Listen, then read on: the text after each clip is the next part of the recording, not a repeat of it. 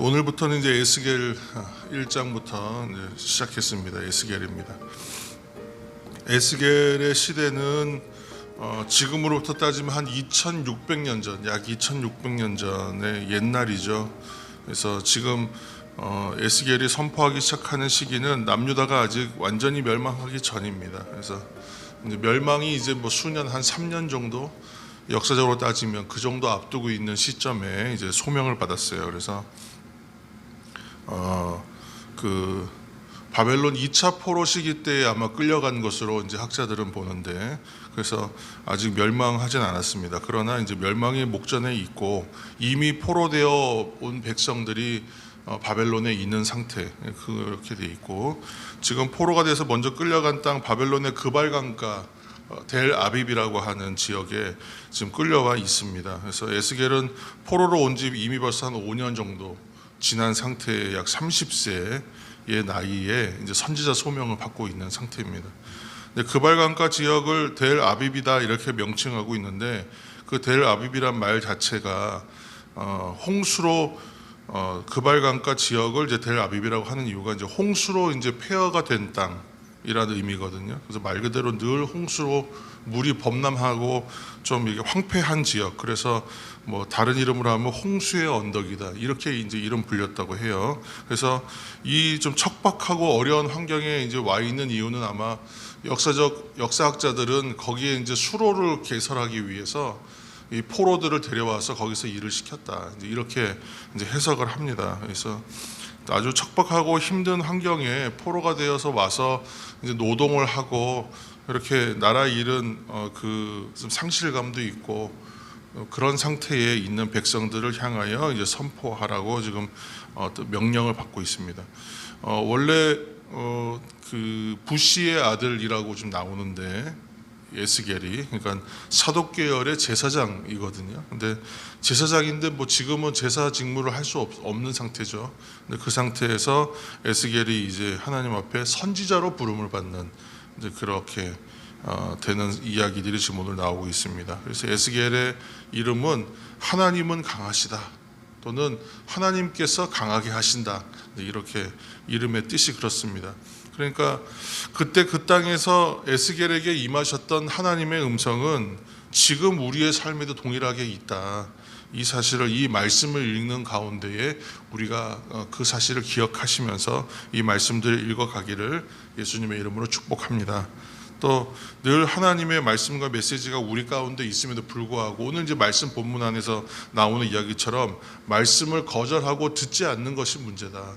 하나님의 음성은 항상 우리를 향해 있고 하나님의 계획도 우리 가운데 이미 있다. 그러나 그것을 우리가 발견하고 깨닫지 못하기 때문에 계획 없는 사람처럼 살고, 하나님의 말씀이 선포되고 있음에도 불구하고 듣지 않고 듣지 않으려 하기 때문에 말씀이 없는 세대처럼 살고, 하나님의 은혜는 어느 곳에나 편만하여 항상 임하고 있음에도 불구하고 그것을 나 혼자 받아 누리기에 너무 많은 은혜라고 우리는 얘기하는데도 그 은혜가 없다라고 얘기하는 것은 그 하나님이 마치 은혜가 없는 것처럼 살고 있는 사람들의 문제다.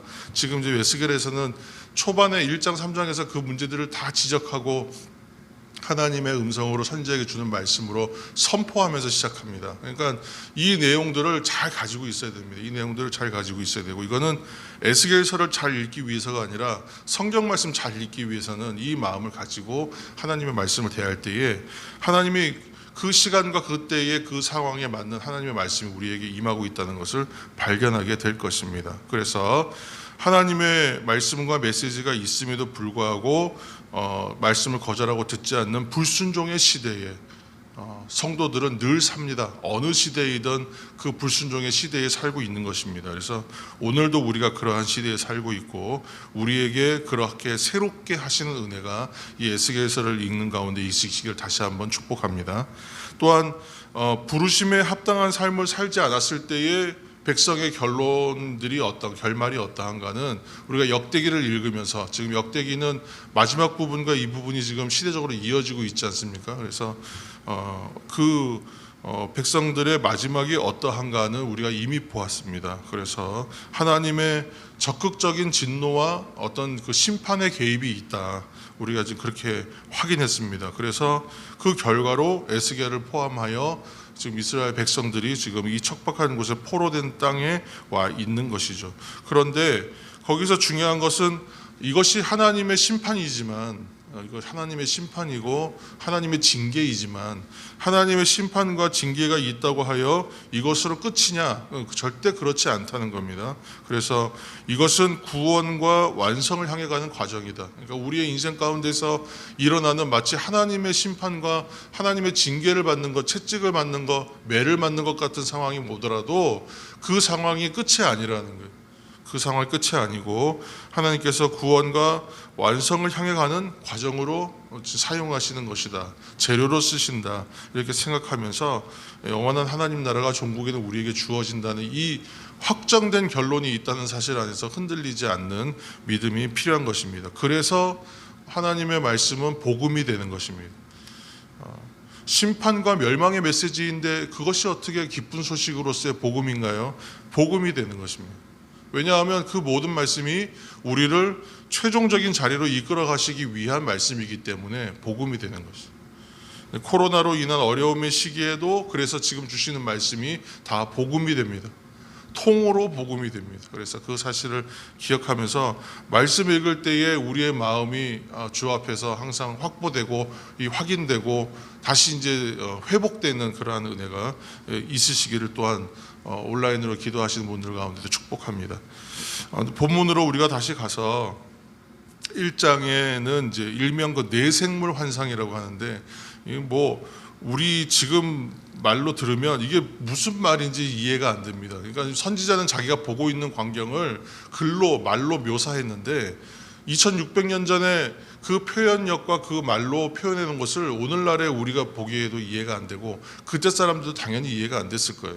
그래서 지금 1장에는 그 하나님의 영광스러운 나타나심을 지금 묘사하고 있는 것인데, 이 지금 실제로 눈으로 보고 있는 것이거든요. 자기가 보고 있는 환상을 눈으로 보고 있는 걸 글로 기억하여 표현한 것인데 우리가 보아서는 이해할 수가 없어요. 그래서 에스겔서도 대표적인 묵신 문학에 들어갑니다. 에스겔, 다니엘 뭐 이런 책들이 다 묵신 문학에 들어가, 요한계시록 같은 책들에 들어간다고 볼 수 있어요. 그래서 1장에서 또 2장 사이에는 에스겔의 소명에 대해서, 에스겔이 어떻게 부름받고 있는가에 대해서, 근데 이 에스겔을 향한 소명이 오늘날 성도의 소명과 사명과 굉장히 맞닿아 있습니다. 그래서 이거 나에게 주시는 말씀으로 읽을 때에 또 우리 깨닫는 감동이 있으실 것입니다. 3장 3절 말씀을 우리가 한 절 함께 읽었으면 좋겠습니다. 3장 3절 내게 이르시되 인자야 내가 내게 주는 이 두루마리를 내 배에 넣으며 내 창자에 채우라 하시기에 내가 먹으니 그것이 내 입에서 달기가 꿀 같더라. 아멘. 이 예언자로서 이제 하나님의 말씀을 받고 있는, 말씀을 수여받고 있는 것입니다. 이걸 굉장히 그렇게 내 입에 달게 주시는 말씀으로 여기가 표현하고 있습니다. 그리고 또 하나의 사명이 있죠. 말씀을 받아서 말씀을 전하는 복음의 사역자로 살아야 되고, 또 이제 한 절 더 있는데 17절 말씀입니다. 7일 후에 여호와의 말씀이 내게 임하여 이르시되 17절 인자야 내가 너를 이스라엘 족속의 파수꾼으로 세웠으니 너는 내 입의 말을 듣고 나를 대신하여 그들을 깨우치라. 아멘. 그 복음의 사역자는 또 하나의 의무가 있고 하나의 역할이 있고 사명이 있는데 그것은 바로 파수꾼의 역할이다라고 얘기하는 것이죠. 파수꾼에 대한 얘기는 우리가 여러 번 나눴던 것 같아요. 그래서 그 사람들의 변화시켜서 제자리로 돌려놓는 것까지의 의무와 책임이 우리에게 있지 않아요. 파수꾼의 책임은 선포하는 거예요. 전하는 역할입니다. 그래서 그 안에 세밀한 역할은 하나님께서 하십니다. 성령께서 하시는 일이고, 다만 전하고 깨우칠 수 있도록 가이드 역할을 하는, 전하는 역할을 해야 되는 것이고, 그래서 선한 자나 악한 자나 그들이 악한 길로 가지 않도록, 여기서 좀 강조하는 것은 선한 사람들, 의로운 사람도 악하게 될 수 있다는 얘기를, 가능성을 얘기해요. 그래서 이것은 조금 더 엄격하게 지금 상황이니만큼 더욱 엄격하게 그 에스겔에게 의무감으로 주십니다. 그래서 복음 사역자는 의로운 사람, 이미 하나님의 성도들이 낙심하고 그들이 낙오하지 않도록 함께 해주는, 붙들어주는 역할도 해야 된다. 그리고 불의한 길에 있는 사람, 죄인의 길에 있는 사람들이 의인의 삶으로 변화될 수 있도록 복음을 그들에게 전해줘야 된다라고 이제 하는 것이죠. 그래서 오늘날 시대가 이게 왜 지금 힘드냐 하면, 하나님을 잘 믿는다는 걸 뭘 생각하냐면, 하나님을 잘 믿으면 성공한다, 이렇게 지금까지 가르쳤기 때문에 이 성공신학, 번영신학이라고 얘기하잖아요. 그래서 지금까지 하나님 잘 믿으면 성공합니다, 이렇게 가르쳤기 때문에 성공하지 못하면 하나님 잘 믿지 못하는 거죠. 그렇게 생각한단 말이죠. 그래서 이러한 시대를 살고 있고, 또 그리고 모든 지금 뭐 분위기가 다 그렇진 않지만 사람들이 어떤 걸 좋아하냐면 감동적인 이야기를 좋아해요. 감동이 돼야 돼요. 이건 자기 주관적인 거거든요, 감동은. 그래서 하나님의 말씀은 늘 감동이 있어요. 감동이 있어요. 어떤 의미든 간에. 이거는 이제 영감이라고 하는 영적 감동을 말하는 것인데, 지금 오늘날의 사람들이 좋은 말씀이요, 복음이라고 생각하는 건 뭐냐면, 내게 감동이 있어야 된다고 생각해요. 그래서 내게 감동이 있으면 오늘 말씀 참 좋았어고요, 내게 감동이 없으면 오늘 말씀 좀 그랬어 라고 생각한다는 거예요. 이거는 저도 신앙생활하면서 그렇게 신앙생활 해왔던 시간들이 많았기 때문에 이게 참 어려운 거예요. 그렇지만 하나님의 그 말씀을 받아들임에 있어서 내게 감동이 있는가로 판단한다는 거, 그리고 하나님 잘 믿어서 인생이 성공했냐 아니냐로 이것이 참된 복음이냐 아니냐를 자꾸 판단한다는 거. 그리고 세 번째는 뭐냐면, 자기가 듣기 원하는 것, 자기가 원하는 예배를 찾아다닌다는, 그렇게 해서 내 신앙의 자리를 찾습니다. 이거는 뭐 이러한 풍토들은 굉장히 오래되었음에도 불구하고 사람의 어떤 그 본성적인 기초가 그러하기 때문에 이 부분들에서 자유롭기가 굉장히 어려워요. 그런데 오늘 에스겔서에서는 이런 부분을 굉장히 강력하게 지적하거든요. 그래서 예배를 자신의 기분에 의해서 드리는 시대에 우리가 살고 있다. 그래서 에스겔서가 말하는 복음은 하나님의 선민들이었지만, 지금 이 배경이 되는 사람들은 하나님의 선민으로 부름받고 선택받았던 사람들이었음에도 불구하고 범죄하고 패역하면 버림받을 수 있다. 그리고 그것은 너무나 당연한 것이다. 그러나 하나님의 사랑하심과 자비하심으로 인하여 처음에 선민되었고 부름받았던 것처럼 세컨 찬스, 두 번째에도 기회가 있어요. 그리고 이것은 그 다음에도 있어요. 항상 하나님께서는 부르고 계시고 찾고 계시기 때문에 기회는 있습니다. 다만 우리가 계속 강조해오고 있는 것처럼 회개하는 시간이 필요하다. 신앙의 자리는 항상 회개가 필요해요. 복음은 우리로 하여금 회개하게 하고, 회개하지 않는 것은 복음이 아니고, 회개하지 않으면 은혜가 없어요. 그렇게까지 얘기하는 분들이 있었지 않습니까? 신앙의 선배들 가운데. 그래서 하나님의 사랑하심과 자비하심으로 인하여 지금의 심판과 무너짐과 지금의 실패라고 보여지는 모든 부분들까지도 이것이 끝이 아니다. 장래의 회복이 있고, 결국에는 어떻게 되느냐, 다시는 실패가 없는 영원한 안식, 그것이 우리에게 약속되어 있고 보장되어 있다. 그래서 언약의 재확인이라고 했잖아요. 언약의 갱신, 은혜의 갱신이 왜 필요한가, 그것을, 그 사실을 알려주는 거예요. 그래서 그때마다 회복하는 거예요.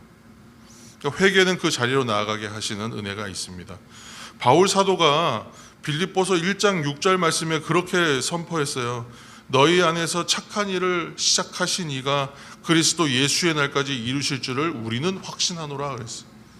그 윗절 보면 우리가 기뻐할 수밖에 없는 이유라고 얘기하면서 이 복음을 얘기해요. 왜 그러냐면, 우리 안에서 착한 일을 시작하신 이가 그리스도 예수의 날까지 그것을 계속하여 이루실 것이다 라는 것을 확신한다. 그것을 확신하기 때문에 우리가 기뻐할 수밖에 없다.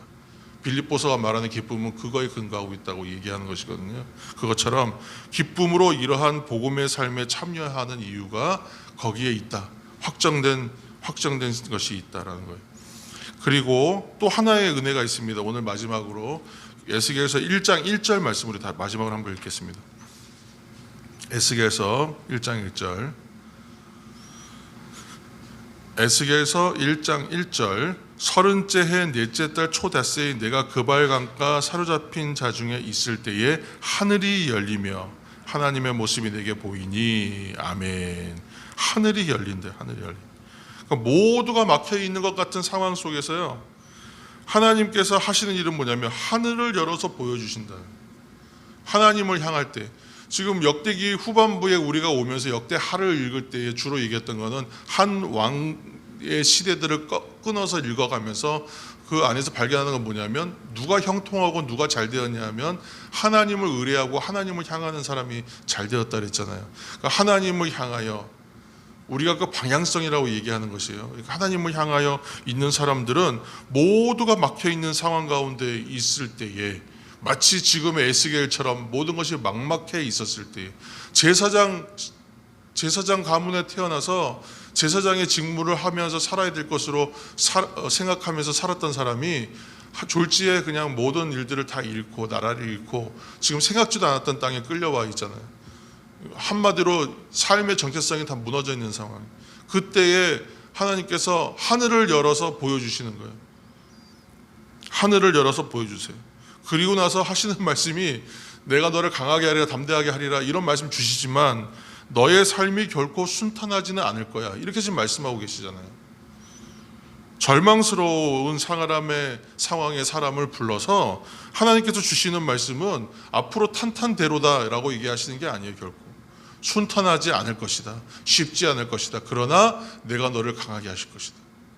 그리고 그리스도의 뭐라고요? 지금 바울의 얘기한 것처럼 착한 일을 시작하신 이 하나님께서는 그리스도 예수의 날, 완전한 그날이 올 때까지 그것을 이루어 가실 것이다, 그것만을 확신해라, 그것이 너를 강하게 하는 말씀이다 라고 지금 그렇게 북돋아 주시는 부분입니다. 그래서 절망스러운 상황이 왔을 때에 하나님을 구하고 하나님을 향하는 사람들에게는 항상 하늘이 열리는 은혜가 있다. 그리고 그 기도는요, 보좌를 움직이는 기도이다. 그 믿음으로 드리는 기도는. 그래서 그 역전하고 뒤집는 하나님의 은혜가 있는 것이고, 저는 신앙생활이 그래서 재미있고 기뻐요. 감동이 있어요. 이 사실이 아니었으면 우리는 이 길에 지금 들어오지도 못했을 겁니다. 들어오지 않았을 것입니다.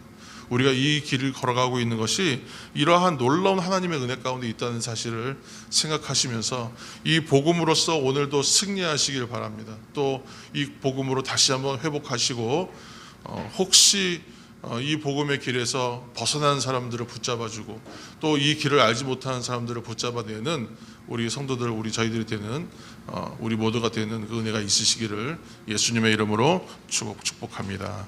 함께 기도하겠습니다.